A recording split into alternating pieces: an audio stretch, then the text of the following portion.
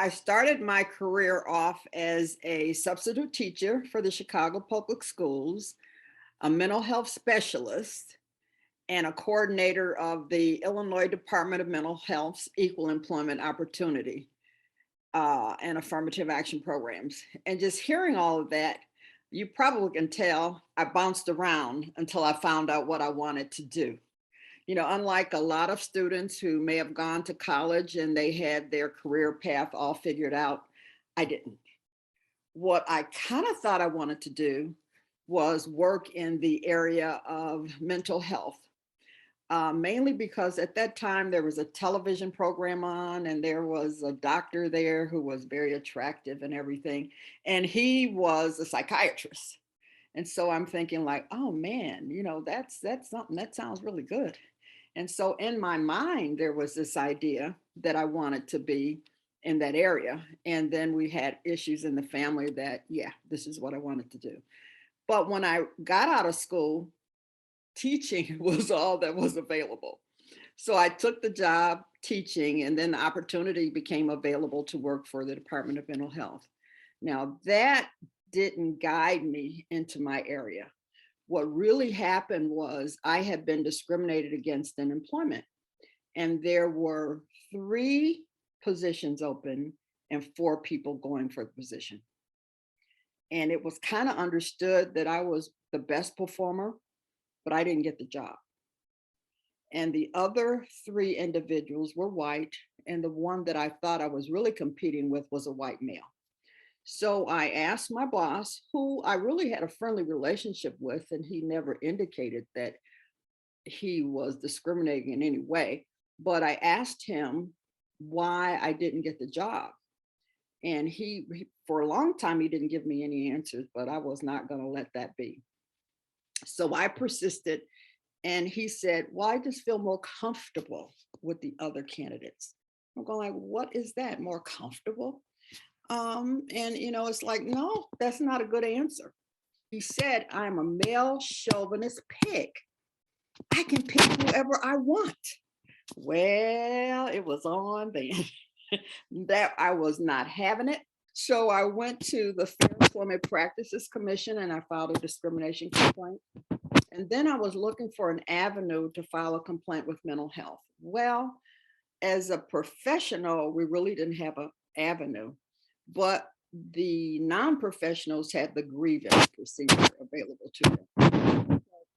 I decided to file a grievance. Well, I had to join the union to file a grievance, and they kept telling me, you can't do that, Joyce. You're not in the bargaining unit. And I said, well, maybe I shouldn't, but I can. And I paid dues and I filed a grievance. And at the hearing officer wasn't really doing the job that I thought he should be doing. And this was in front of the labor relations guy who was the hearing officer. So I just told the union guy, be quiet, I'll take over. So I presented my case, and a year afterwards, I won. They decided that the selection was not fair. Of course, they weren't going to say discriminatory. It was not fair. I should get the promotion. I should get the back pay, and I should get a group. Now, they didn't take a group from the other guy, which wasn't my intention. I just wanted to be treated fairly. I got a group of 2 female kids, 2 little girls, and 1 employee to supervise. And our group was called the Lady Bugs. And I thought, well, it is what it is. At the same time, or similar to that, I was looking for an apartment on the north side of Chicago, and we didn't get it. And that was straight up discrimination. We had testers go out. We had the leadership conference or council of Chicago that handled the case. We were in federal court. We eventually won the case, and I think it stands for the fact that testers can be used in housing discrimination complaints. And I think the name of it is Williamson versus Hampton Realty. So you've got all these legalistic things going on in my life. And it was that point that I said, you know what? I need to go to law school. This stuff is going on. I don't like it, and maybe I can help other people. So that was the theme that was going on in my head at the time, and it was the best decision that I could have made. I love it.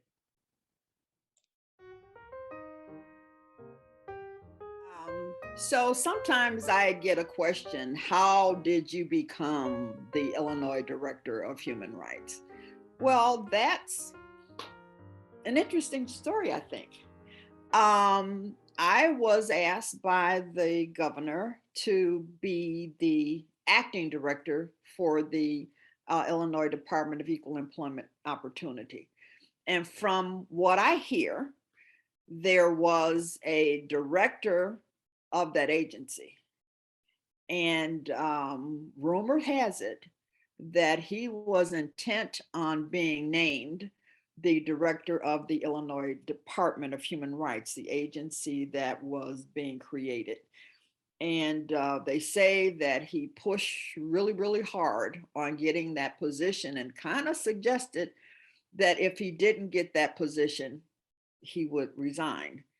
And they say that the governor's response was, then your resignation is accepted. Don't threaten the governor. The next thing that happened was I was working as the chief of the Illinois Department of Human Rights, EEO, Affirmative Action 504 office, and had been doing some creative, very creative things there. And I was asked to come up to the governor's office to have an interview for this position that was now vacant. I didn't know if that was something I wanted to do. And I was a little bit leery because I just graduated from law school and I thought I was going to be a big time lawyer. And my boss, who was director of mental health at that time, said, listen, if you're leery, I think you ought to go work for the governor. I'll give you a leave of absence from your job. If it doesn't work out, you can come back. But he didn't tell me his leave of absence was half the day you do this job and the other half the day you do. I had two jobs. Eventually that got to be very tiring. And then I took on the Department of EEO job. As the merger of the three agencies were taking place, they needed somebody to spearhead it. They asked me, would I be the coordinator? So my job was to work with the governor's staff, work with the legislature, work with Harold Washington and that team to help get that through. And they had lots of task forces that I was interfacing with. And as I was working with all these groups, they were doing a nationwide search for the director. And working with Harold Washington, I'm working with him all the time. So I'm getting all this exposure with him. And he went to the governor and he says, why are you looking all over? You have the person here. Now, I didn't know that until later on, but as I was working to be, help coordinate everything, one of the jobs I had to do was to come up with the job description for the new director. I said, that person needs to have legal experience. That person needs to have relationships with the legislature. That person needs to have relationships with the governor's staff. And when I finished that, I said, well, this looks like me. So I resigned from some of the task force. And I said, well, I'm going to put my hat in the ring because as I look at this job description that I wrote, I said, this sounds like me. And I went to the task force that was looking for the search committee task force. And I told one of the ladies, I said, I think I'm going to throw my hat in the ring for the director. And she says, Joyce, you'll never be director. You haven't paid your dues. And I said, how much are they? I was much younger at that time. And I just went like, are you serious? And I thought like, you know what? Then other people said, you'll never be director. The governor's using you. And I'm thinking, well, it's good for the governor owe you a favor. So this is nothing that I'm going to not do.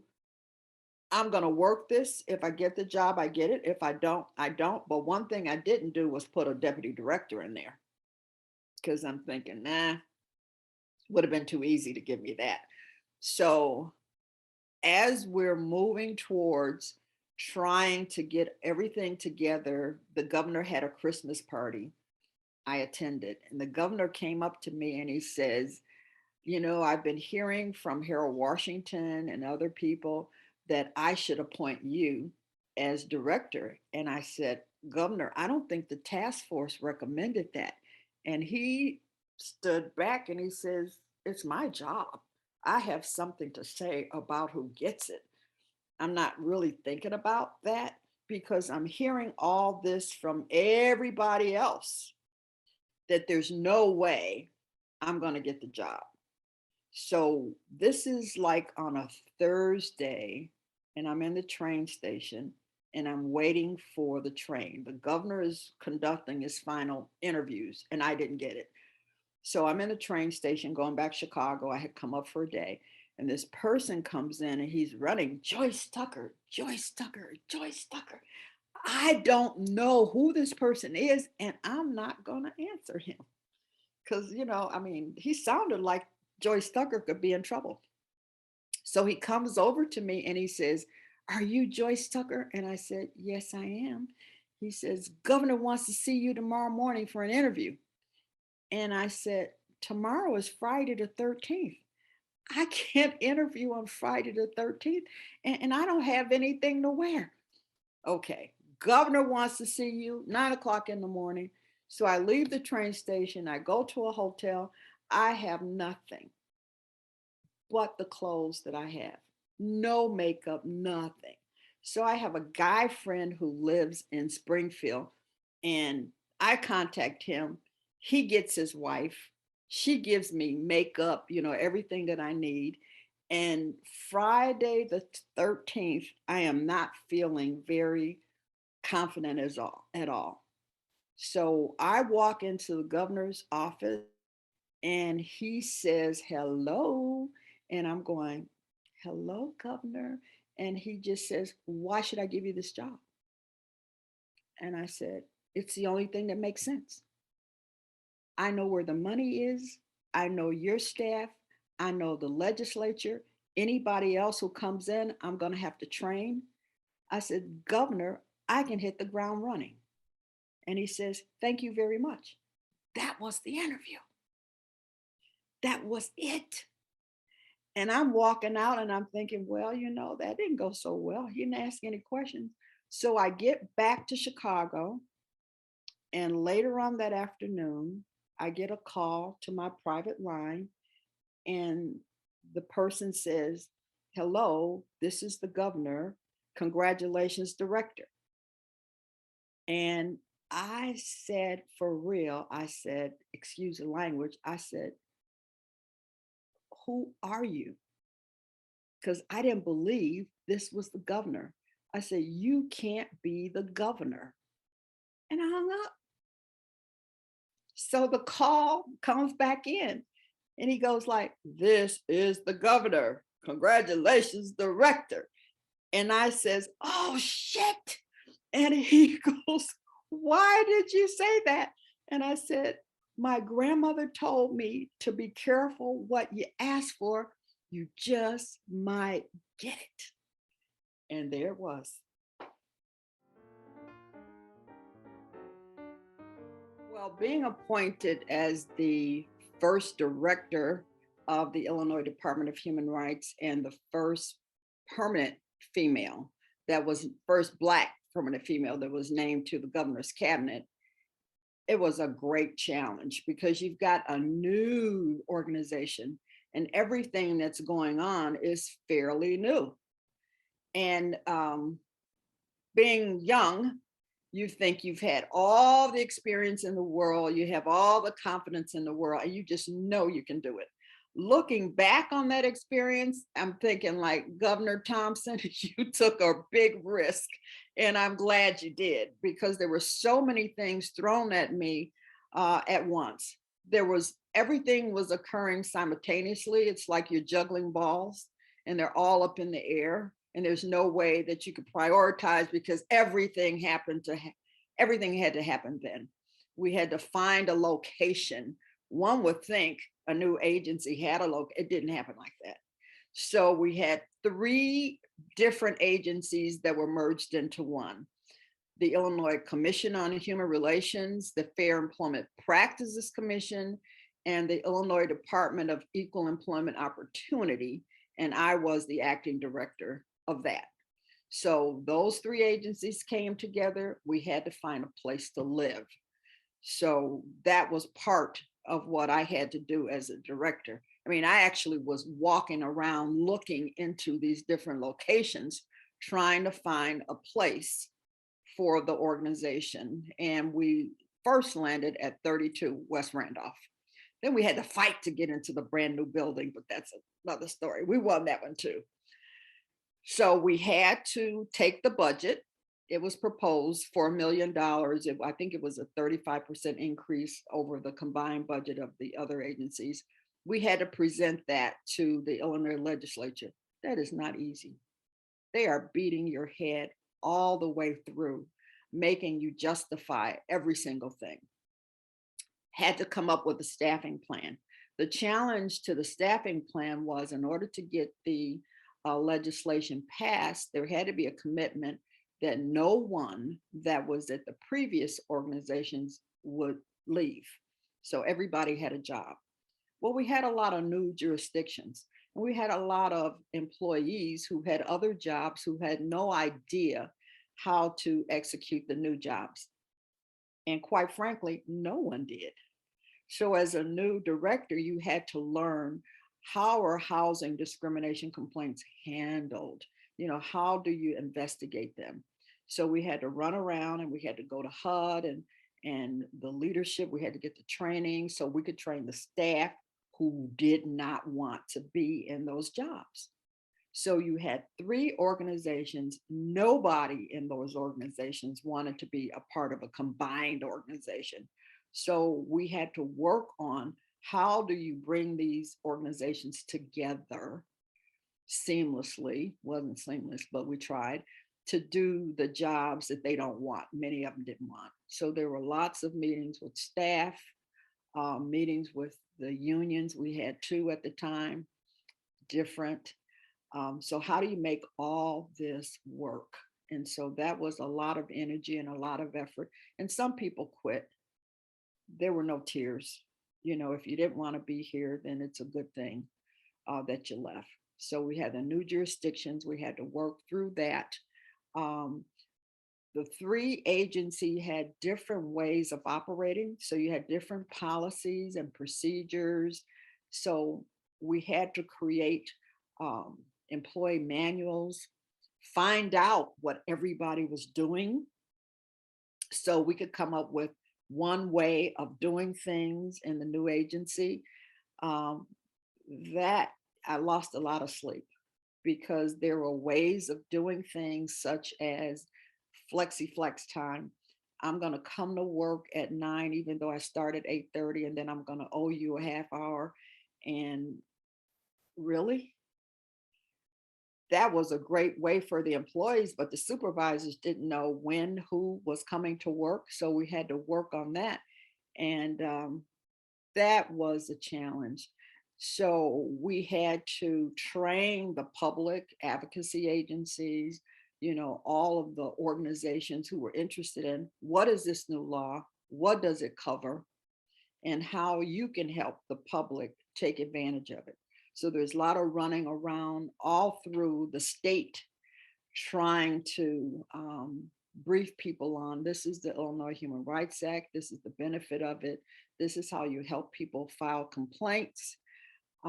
That took a lot of time. And the hard thing was creating the rules and regulations to implement the new organization.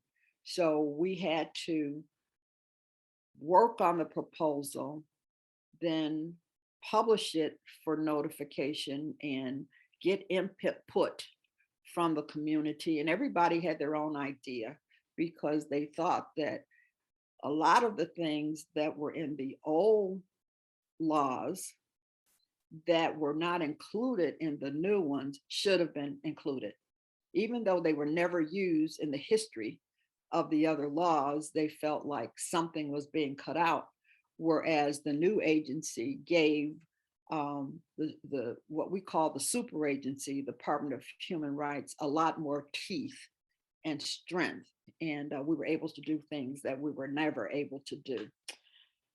The first couple of years were very, very busy. And they were still the turmoil, let me say, in the legislature, the political aspect, because Senator Harold Washington at the time, was one of the co-sponsors, and thank goodness for him, because he had a lot of support in the Black community and respect in all the communities.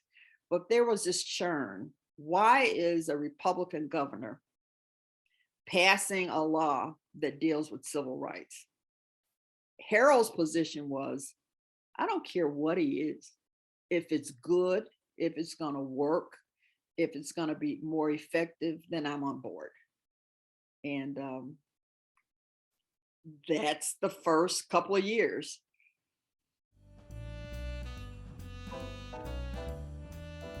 Washington is a different kind of animal than the state of Illinois, and particularly Chicago. When people would ask me about, the political environment, the difference between Chicago and Washington, I said Chicago's politics are honest. In Chicago, if you have difficulty with a politician, they'll stab you in the chest and they say, I did it. I want you to know that I don't like you and I'm coming after you. In Washington, however, they very slyly stab you in the back and they embrace you and they tell you how wonderful you are and how they're working so hard on your behalf. So if I had to choose, I want to know who my enemies are. And in Chicago, you pretty much do. So the experience was, coming from Chicago, it was challenging because there were a lot more politics going on at the commission that I didn't have to experience in human rights. When Governor Thompson appointed me as the director, he said, you do the job that you think needs to be done, and you leave the politics to me. And he made sure that I would not feel like I needed to be embroiled in politics in any way. He also told me I may not make the same decisions you make, but if I can understand why you make them, and if they make sense to me, I'll go along with them. And we tested that in one experience when we filed a temporary restraining order against the CTA. He didn't know that, and there was a reason why he didn't know it. We had done everything that we were supposed to do, but we didn't get the cooperation from them that they should have gotten. So we went to court, we filed, they stopped them. You can't get these buses, buy these buses because they're not equipped for people with disabilities. I get a call from the governor and he goes like, Tucker, what the hell is going on down there? And I explained to him what it was and he understood it and he said it was the right move. But he said, just don't surprise me anymore. And I'm thinking, well, it's better to ask for forgiveness than permission. And I kind of knew if I let him know, it would have turned out differently. But that's what I had to deal with. Do the job. I'm in Washington, appointed by a Republican, and the expectation was you vote with the 3 Republicans. And my philosophy was if I don't agree with it, I'm not going to vote. I'm going to vote the law in my conscience. And I was constantly being challenged in that position. I mean, really to the point where there was a move to make sure that I didn't get renominated. And, I called the governor and I told him what was going on. It was a big mess. And he says, "Don't worry about it." He laughed. He said, you're in politics now. And he says, "I have a meeting with Bush tomorrow." So the call was timely. And he says, "Don't worry about it." And next thing I know, I was told that I was being renominated and things. But I was also told by the people who didn't want me that they were working very hard on my behalf. So I landed at the commission at a very, very, very interesting time because the Americans with Disabilities Act had passed. And we were a part of the team that had to write the rules and regulations for the commission and the technical assistance manual, which was invaluable to helping people understand this very complicated law. When I came to the commission, I had 10 years worth of experience with laws dealing with protection of people with disabilities. Because in 1980, when the Human Rights Act was passed, we covered that particular area. So Illinois was pretty advanced.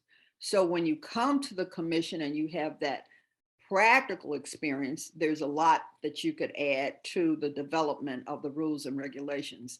In addition to that, as a part of the Illinois Department of Mental Health, because we were a public contractor, we had to comply with Section 503 and 504 of the Rehab Act, which meant that we had to focus on non-discrimination of people against people with disabilities. At that time, they were said handicap, but disabilities. So you add 6 plus 10, you have 16. So I was one of the few commissioners and the few people who was a part of the team that were developing the rules and regulations.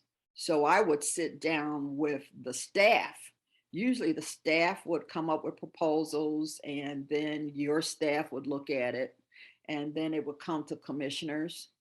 Well, because of my knowledge and experience, I would be sitting with the staff who were writing the proposals to go to the commissioners. And that was interesting for them and me because it's like, look, I know this that you're coming up with may look good on paper, but it's not going to work in reality. So having brought the practical experience of, I know what it is, we've done hundreds and hundreds of cases. This is the kind of discrimination we should be on alert for. I was able to inform the development of those rules and regulations by that experience. When you're looking at workplace diversities and you're trying to see, has it changed from then to now? Where is it going? I have to start off saying that things are different in many ways. The type of discrimination that caused those laws to have been written, they're different in many ways. And we've made progress over the years. However, when I started off in the affirmative action area, when I went to mental health in the early 70s, we were developing policies on how to write affirmative action plans, what you have to do. When I went in my basement and I pulled out one of the first plans, how to draft an affirmative action plan, every single thing in there could be used today. And that was discouraging because my thought is, how many years has that been?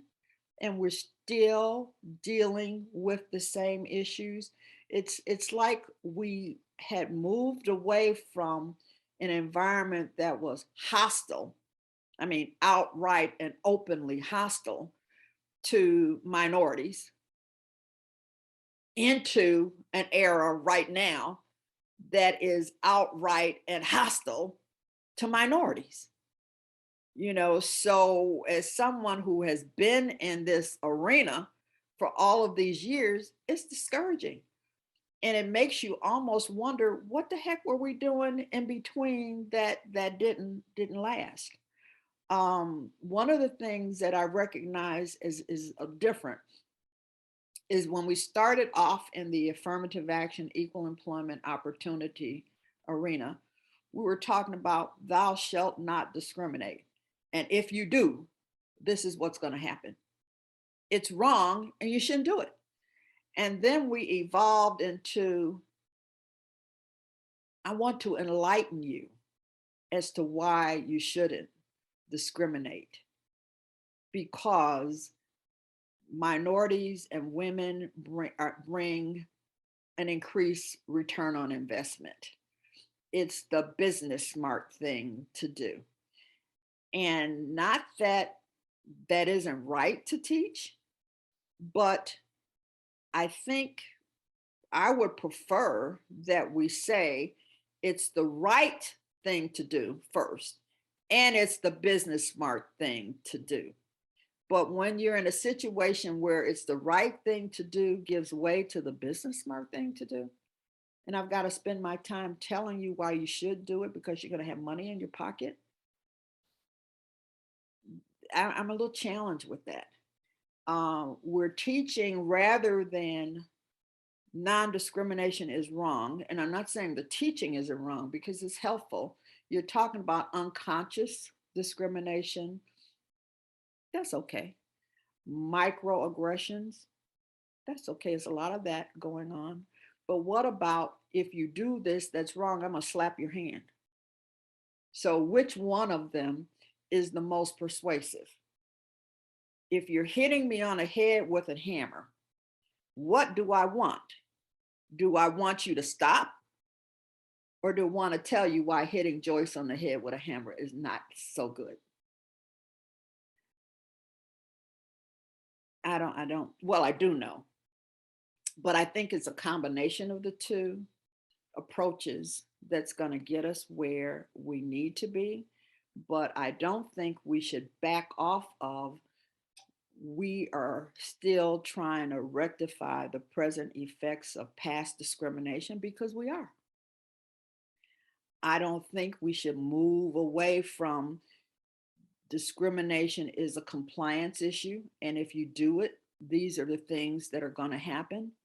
And we are, because people don't like compliance when it's couched in terms of people, particularly people of color. But they've got to stop at the stoplights. Most do. So there are a lot of compliance issues that we have to deal with. But it just seems as if we're moving away from the area. So I'm saying I like what we were doing. I think it took us to a good place, but I think where we are now, we're going backwards. And just my opinion, I don't have any facts and data, but having been in the arena for so long, I'm not satisfied with where we are, because 40 years or so, we shouldn't be having these same conversations. I'm glad we are in a lot of areas. We are having the conversations in a lot of areas, particularly the younger people want to have the discussion, but there are also discussions going on where people question, why are we still talking about this? This doesn't really exist. You had a Black president. What more do you want? So there's conversation is good. And I think I look towards the younger generation who diversity is something that it's a part of their world.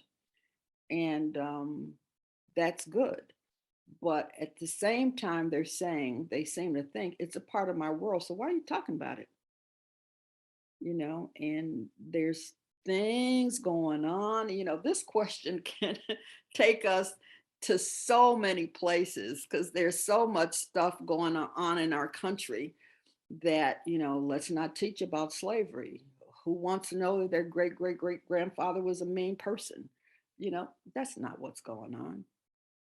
But that is being portrayed as what's going on. Let's tell the truth. My great great was a slave. That makes us survivors, and not ashamed of that. But let's tell the truth, and let's outline how we can get out of this mess that seems to be resurfacing. So I don't want to be negative because lots of good stuff is going on and we made progress. And I wouldn't have stayed in the business if I had not thought that some good was going on. But I don't want us to lose sight of what got us here.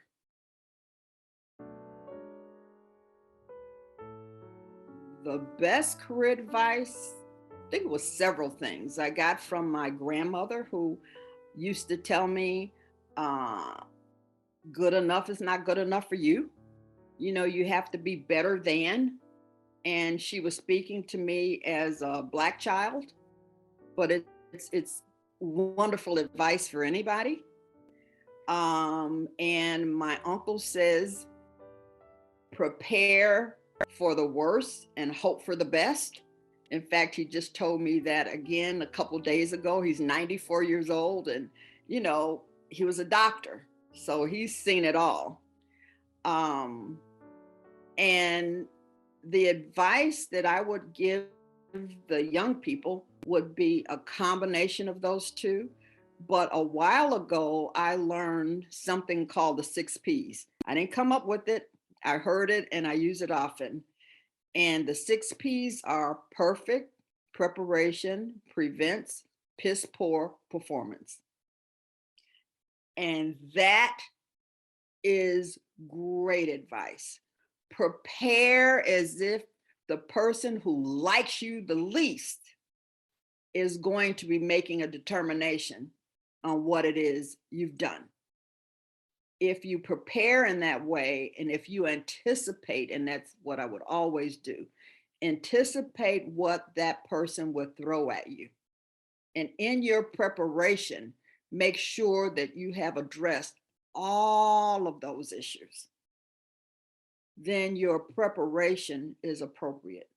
Prepare for you, prepare for them.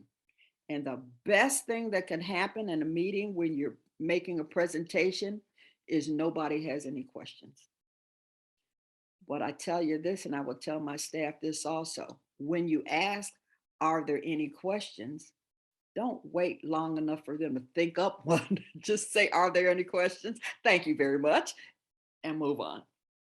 So that's what I would offer, our new graduates. It served me well. And I suggest that they could find some nuggets that would be helpful to them.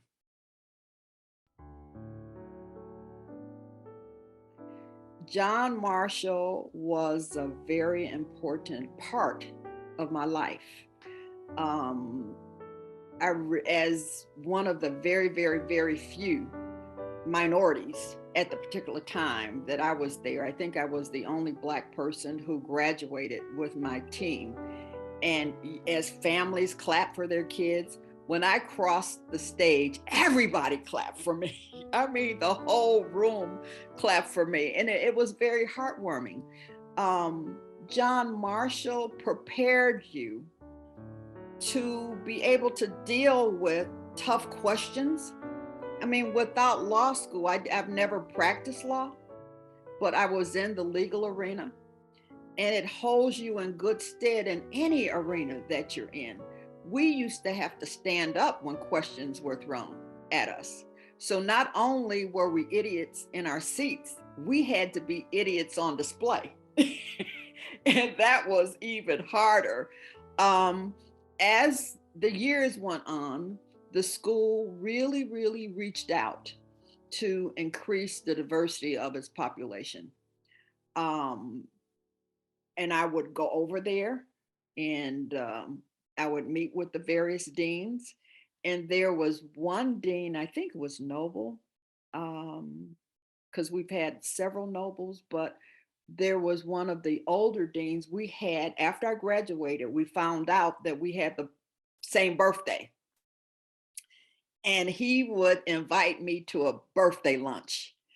And every September 21st, we went out for birthday lunch, and that was very, very special to me. And I bonded during that time. And my brother-in-law, William Bates, was very active in the school. And it just was something that I never got away from. I love to see how the school evolved, the additions that the school made. Um, and I just felt embraced by the school. Now, I didn't feel embraced when I was a student, because it was tough. And it was tough for everybody. And while we were going to school, you didn't realize that that tough love was going to be what you needed to survive. And there's one story, and I won't use the professor's name, but I was taking an exam and he told you how to take the exam, and I was doing something very different. And he walked past me and he looked over my shoulder and he says, so he was sending me a signal like, you are messing up. Now, I did pass. Now, I thought that was very, very wrong of him to do that. But there was just those kind of experiences that you could look back on. I made lifelong friends at John Marshall. And I mean, lifelong friends that I'm still connected with because we suffered together. So even though some of the students might think it's very challenging, it should be. Um, as you get out and you get into the real world, you will come to understand why it was so challenging. And I just recommend that all of us stay connected with our school because it's a building block of our lives. And we should appreciate it. The good stuff and what we think may be the difficult stuff is done to help us grow and be the individuals that we want to be.